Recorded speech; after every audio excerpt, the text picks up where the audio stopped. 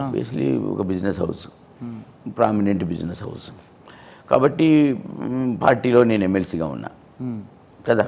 ఎమ్మెల్సీగా ఉండి పార్టీకి సపోర్ట్ చేస్తారు, వీళ్ళని క్రైజ్ చేయాలి అనేది డెఫినెట్గా మనం ఒక డెసిషన్ తీసుకున్నప్పుడు ఒక లైఫ్లో దానిలో good bad we have to take both of them. Sir మీరు ఎమ్మెల్సీగా ఉన్నారు, పార్టీ నుంచి కష్టపడ్డ నేతలు చాలామంది ఉన్నారు, వాళ్ళందరినీ కాదని మిమ్మల్ని ఎందుకు తెర మీద తీసుకొచ్చింది కేసీఆర్? బేసికల్గా పార్టీ ఆదేశం ఇచ్చి పార్టీ గట్టి పోటీ ఉంది. అంటే అభ్యర్థుల మధ్యలో కూడా చాలామంది అడిగారు ఎంపీ టికెట్. వాస్తవంగా చెప్పాలంటే చాలా, ఎందుకంటే అక్కడ హరీష్ రావు ఉన్నాడు, కేసీఆర్ ఉన్నాడు, ఈజీ టు విన్. బట్ అక్కడ బేసికల్గా ఏంటంటే ప్రజల ఆమోదం నాకు బాగా ఉంది. బహుశా తెలంగాణలో గెలిచే మొదటి స్థానం కూడా మీదే అయి ఉంటుందా? భారీ మెజార్టీతో. అంటే మెజార్టీ అందాదా ఎంత ఉండొచ్చు అంచనా ప్రకారం? లాస్ట్ ఎలక్షన్స్లో మాకు ఆల్మోస్ట్ 2.5 lakhs, అసెంబ్లీలో మాకు 2,40,000 ప్లస్ ఓట్స్ మాకు మెజార్టీ ఉంది. మొన్నటి జరిగిన అసెంబ్లీలో ఓకే, అది మెయింటైన్ చేస్తాం. ఇంకా 9 క్రాస్ అయ్యే ఛాన్సెస్ ఎక్కువ ఉన్నాయని అనుకుంటాను. అంటే బీఆర్ఎస్ పార్టీ నుండి వలసలు కాంగ్రెస్కి వెళ్ళడం ఇదంతా ప్రభావం? అసలు క్యాడర్ చాలా స్ట్రాంగ్ అక్కడ. మాట్లాడుతున్నారు బేసికల్గా ముఖ్యమంత్రి గారు కూడా ఈ మెదక్ పార్లమెంట్ నియోజకవర్గం నుంచే వారు గజ్వేల్ శాసనసభ్యులుగా ఉన్నారు ప్రస్తుతం. హరీష్ రావు గారు కూడా సిద్దిపేట నుంచి శాసనసభ్యులుగా ఉన్నారు. మెదక్ అనేది బీఆర్ఎస్ పార్టీ కంచుకోట. క్యాడర్ చాలా స్ట్రాంగ్ ఉంది. క్యాడర్ చాలా స్ట్రాంగ్ అంటే విపరీతమైన స్ట్రాంగ్ అక్కడ. ప్లస్ లీడర్లు ఎవరన్నా ఈ పదవులు రాకుండా అక్కడిక్కడ ఇప్పుడు పెద్ద పార్టీ అన్నప్పుడు ఖచ్చితంగా కొంతమందికి ముందు అవకాశం వస్తుంది, కొంతమంది తర్వాత అవకాశం వస్తుంది. ఈ అవకాశాన్ని ఆల్రెడీ పార్టీ ఆలోచించి ఒక నిర్ణయం తీసుకుంటుంది. అల్టిమేట్లీ భవిష్యత్తులో వెంకటరామరెడ్డి గారు బీఆర్ఎస్ పార్టీ నుండి గెలిచిన తర్వాత కంపెనీల మీద ఒత్తిడి కానీ, భారతీయ జనతా పార్టీ ప్రెజర్స్ కానీ, వాళ్ళకి సెంట్రల్లో ఏమన్నా రౌండ్ ఫిగర్ తక్కువ వచ్చినప్పుడు మిమ్మల్ని అప్రోచ్ అయితే అది స్పందన? No, never. అంతే, నెవర్. గెలుపు ఓటమిలో ఇప్పుడు మీరు గెలుపును ఒప్పుకోబోతున్నారా, ఓటమికి కోసం సిద్ధపడుతున్నారు? గెలుపునే ఒప్పుకుంటున్నా, 100%. గెలుస్తాను.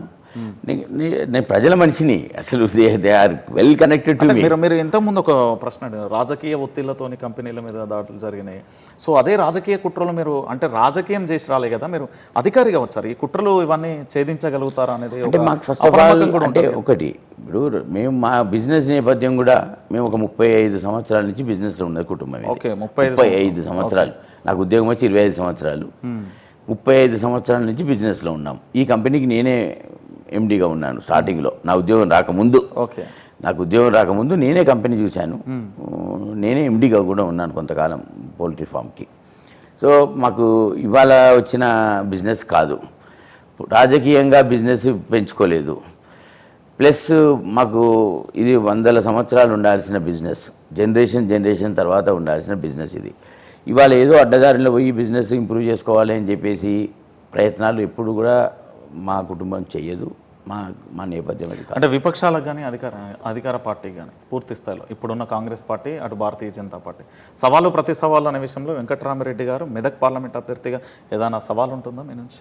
ఎస్, సేవకుడిగా నేను ప్రజల దగ్గరికి వెళ్తున్నా. మెదక్ సేవకుడిని అవుతున్నా. సేవకుడిగానే. సేవకుడు అంటే 100 కోట్లు పెట్టి అక్కడ? నో, 100 కోట్లు అనేది పార్ట్ ఆఫ్ మై ఎఫర్ట్స్. 100 కోట్లు ప్రధానంగా అనుకుంటున్నారు సార్. 100 కోట్లు ప్రభుత్వాలు లేవా ఇక్కడ? గవర్నమెంట్ వ్యవస్థ బేసికల్గా ఒక అధికారిగా పనిచేసారు, అన్ని చూసిన వ్యక్తి మీరు 100 కోట్లు పెడితే అంటే నాకు ఒక విషయం చెప్తాను మీకు. ప్లీజ్. మీరు ఇప్పుడు ప్రతి సోమవారం కలెక్టర్ ఆఫీస్లో ప్రజావాణి జరుగుతుంది. అవును, ఖచ్చితంగా. ప్రతి సోమవారం ప్రజావాణి జరుగుతున్నప్పుడు నాకు ఒక అలవాటు ఉంది. బందర్ ఆర్డీఓ ఫస్ట్ పోస్టింగ్ నాకు. బందర్ ఆర్డీఓ అప్పుడు మాకు పెన్షన్స్ ఇచ్చేది. జన్మభూమి ప్రోగ్రామ్ ఉండేది. చంద్రబాబు నాయుడు గారు ముఖ్యమంత్రి కూడా జన్మభూమి. అప్పుడు ఆర్డీఓ స్థాయి నేను అక్కడ పనిచేసాను. అదే 75 రూపాయలు పెన్షన్ అప్పుడు ఆ రోజులలో. ఒక ఆర్డీఓకి ఉన్న మండలాలన్నీ కలిపి ఒక 800-600 పెన్షన్స్ వస్తాయి ప్రతి జన్మభూమికి. ఓకే, అలాట్మెంట్ వస్తుంది. ఆర్డీఓ ఏం చేయాలంటే ఆ డివిజన్లో ఉన్న వాళ్ళందరూ లబ్ధిదారులకు ప్రజాప్రతినిధులతో సమన్వయం చేసుకొని ఇవ్వాలి. నేనేం చేసేదంటే ఒక 200 పెన్షన్స్ నా దగ్గర పెట్టుకునేది, నేను ఎవరికి ఇవ్వకపోయేది. ఎందుకు? నా కారులో పెన్షన్ అలాట్మెంట్ ప్రొసీడింగ్స్ పెట్టుకునేది. నేను ప్రజావాణిలో ఉన్నప్పుడు ఏదైనా కారణాల వల్ల అంతకన్నా నిరుపేద కుటుంబాలు ఏమన్నా దొరికితే ఎలిజిబుల్ ఉండి రాని వాళ్ళు ఉంటారు కొన్ని సమాజం. వాళ్ళకి పాపం తెలియదు, జన్మభూమి కార్యక్రమానికి రావాలని తెలియదు, అర్జీ పెట్టుకోవాలని తెలియదు, బట్ వాళ్ళకి ఇవ్వకుంటే బతకలేరు. సో అట్లా నేను నా కారులో పెట్టుకునేది. ప్లస్ నా శాలరీ చెక్ కారులో ఉంటుంది. నా 25 సంవత్సరాల ప్రస్థానంలో శాలరీ చెక్ కారులో ఉంటుంది. ఓకే. తర్వాత ఆఫీసర్కి కొంత డిస్క్రిషనరీ ఫండ్ ఉంటుంది, అంటే కలెక్టర్కి ఫండ్ ఉంటుంది, 1 కోటి రూపాయల సంవత్సరానికి అని. ఆ చెక్ కూడా కారులే ఉంటుంది. ఎప్పుడు కూడా ఇవన్నీ కారులే ఉంటాయి. ఆ రోజులలో కూడా నేను జన్మభూమిలో వస్తే నాకు అక్కడ జెడ్పీటీసీలు, ఎమ్మెల్యేలు అప్పుడు ఆ రోజు అడిగేది, ఎందుకు ఆర్డీఓ గారు ఒక 200 మీరు పెట్టుకుంటున్నారు, మాకు ఇస్తే మేము కూడా ఇస్తాం కదా అంటే నేను అనేది, నేను అధికారికంగా ప్రజల మధ్యలో ఉంటానా, మీరు ఎమ్మెల్యేగా ప్రజాప్రతినిధిగా ఉన్నారు, నేను చేసినా ప్రజల కొరకే చేస్తున్నా, మీరు చేసినా ప్రజల కొరకే ప్రజల కోసం. నేను చేసేటప్పుడు మాత్రం మీ ఎమ్మెల్యే గారు చెప్తే ఇస్తున్నా అని మీ పేరు చెప్పి ఇస్తా. ఓకే. నేను ఆ తప్పు చేయను. ఎందుకంటే నేను ప్రభుత్వ అధికారిగా పనిచేసినప్పుడు ప్రభుత్వానికి పేరు రావాలి, నాకు కాదు పేరు రావాల్సింది. ఆ మాదిరిగా ఎమ్మెల్యే గారు ఇచ్చిండ్రు అని చెప్పి ఫోన్ చేసి ఆ కుటుంబ వివరాలన్నీ కూడా నేను ఎమ్మెల్యే గారికి పిఏకి పంపించేది ఆ రోజులలో.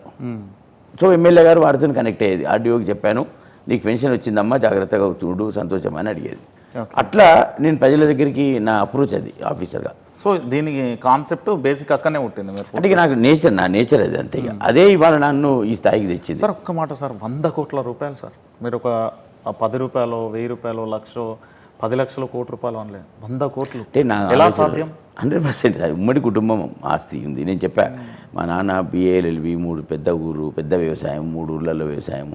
సో అది కుటుంబ నేపథ్యం డిఫరెంట్ మాది, ప్లస్ ఉమ్మడి కుటుంబం.